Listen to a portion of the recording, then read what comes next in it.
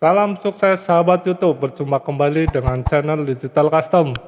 Ketika ingin mengedit video di Adobe Premiere Pro, tentu kita harus membuat sequence terlebih dahulu untuk menampung editing video kita nanti. Akan tetapi pada tahap ini, banyak sekali orang yang tidak mengetahui untuk membuatnya.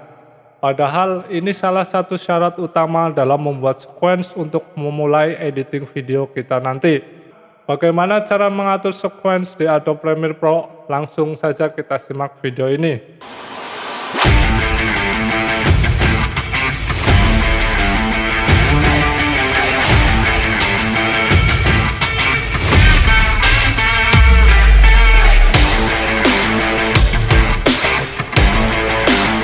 Awal pertama saya mengedit video dengan Adobe Premiere Pro, saya bingung untuk membuat sequence baru.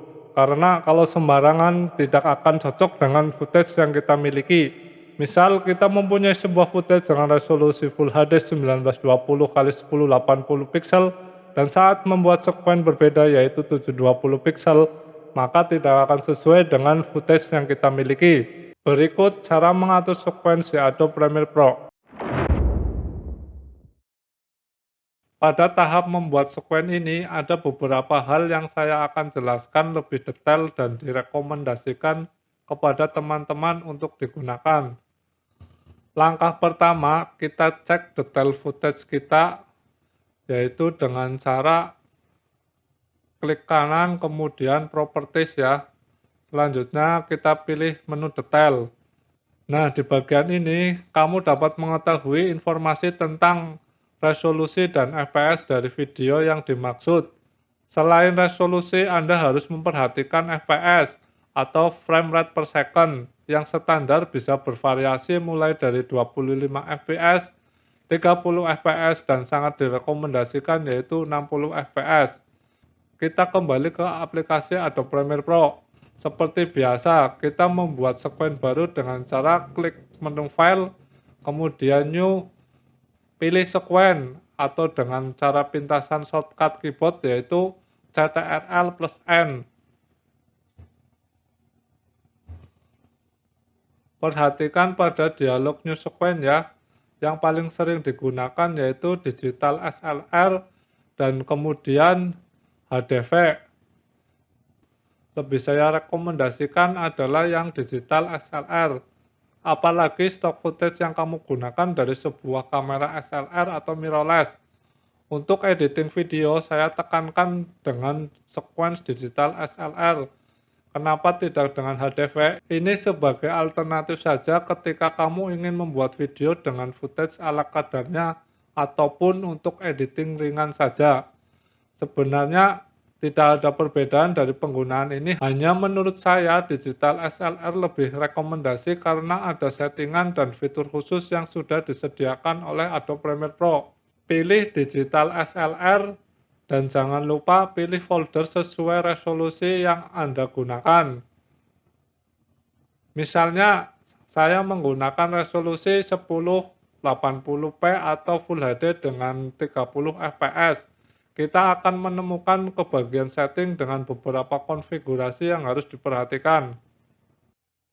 Saya akan membahas lebih detail untuk penjelasan di bawah ini. Time base, pengaturan untuk frame rate dari sequence yang digunakan. Sebetulnya ini pilihan yang harus disesuaikan dengan footage Anda. Di video ini saya menggunakan footage 50 fps. Sedikit tambahan, menurut saya settingan paling umum adalah 30 fps dan paling bagus di DSLR yaitu 60 fps. Frame size, untuk ini memang tergantung dari video yang Anda gunakan. Misalnya di sini saya akan gunakan pada resolusi 1920 x 1080 pixel dengan rasio 16:9. Kamu bisa sesuaikan sesuai kebutuhan karena setiap orang berbeda dalam penggunaan resolusi. Kemudian ada video preview. Width dan height akan mengikuti sesuai aturan default. Anda tidak perlu mengaturnya lagi. Untuk render maksimum, kalian bisa checklist ya, supaya hasilnya itu tajam pada saat render. Saat semua pilihan sudah disesuaikan, kemudian langsung saja kita klik OK ya.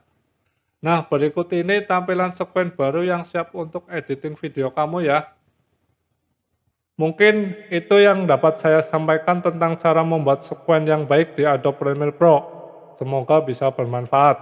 Untuk editor baru, ada langkah pertama yang mungkin tampak mengecewakan, tetapi membiasakan diri dengan belajar dan berlatih mengedit video akan menjadikan kalian lebih baik. Jika ingin berbagi informasi tentang Adobe Premiere Pro, beritahu saya di kolom komentar ya. Pastikan kamu like dan subscribe jika suka video ini. Terima kasih dan nantikan video pembahasan selanjutnya.